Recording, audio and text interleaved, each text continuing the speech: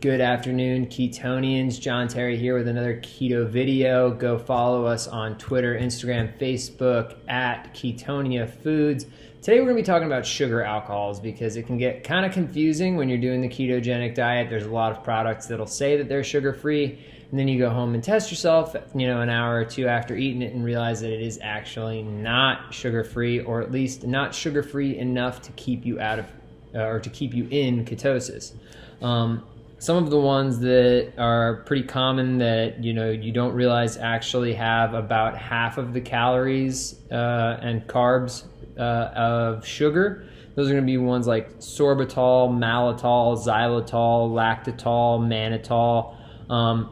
Those all will get put on nutrition labels. So if you see those, know that it's not really sugar-free. It's more like half of the sugar, or at least half of the carbs from sugar.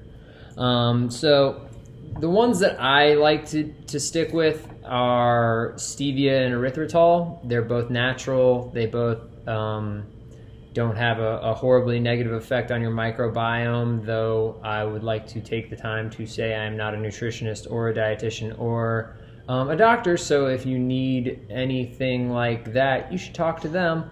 But just in terms of staying in ketosis, I try to stick with erythritol and stevia. As far as if you are out and you don't have access to any of these fancy ones that I've been talking about, and all you've got are your aspartames and your sucraloses and saccharin and stuff, like, you're at a restaurant, you want to get some tea, you want to have it sweet. Well, you're looking at it and going, okay, what do we have on this? What is this artificial sweetener? First and foremost, they're not terribly great for your microbiome, and there's a lot of research being done that shows the importance of having a healthy microbiome, and a lot of the artificial sweeteners like aspartame do negatively impact that microbiome. So if you are trying to just be overall healthy, I avoid staying away from stuff like Diet Coke.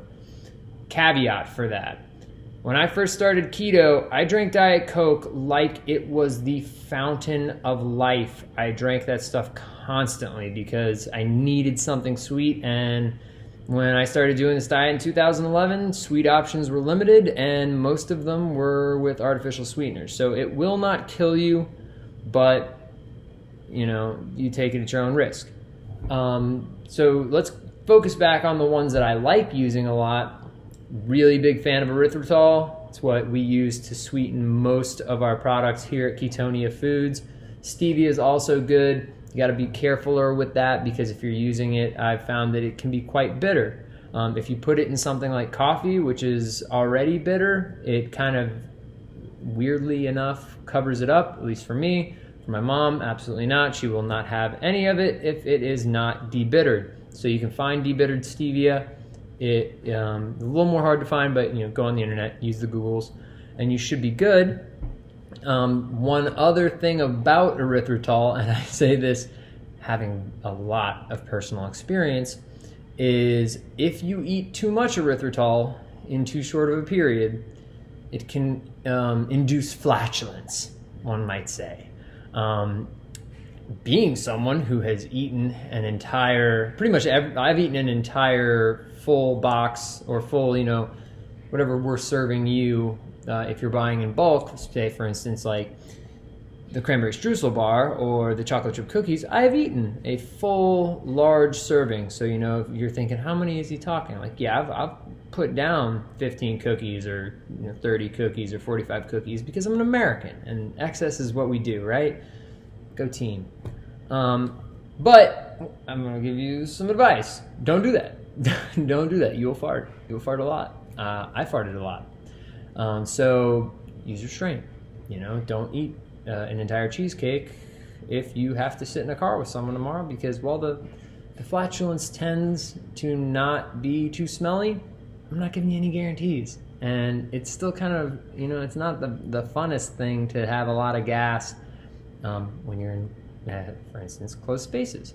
So be mindful. Don't just wolf down stevia, like there are going to be no repercussions, because there might be some repercussions. At least there are for me when I go real excessive. Just one more thing that points you guys in the spirit of moderation. Do things be mindful, as we like to say here. Be mindful of what you're doing always.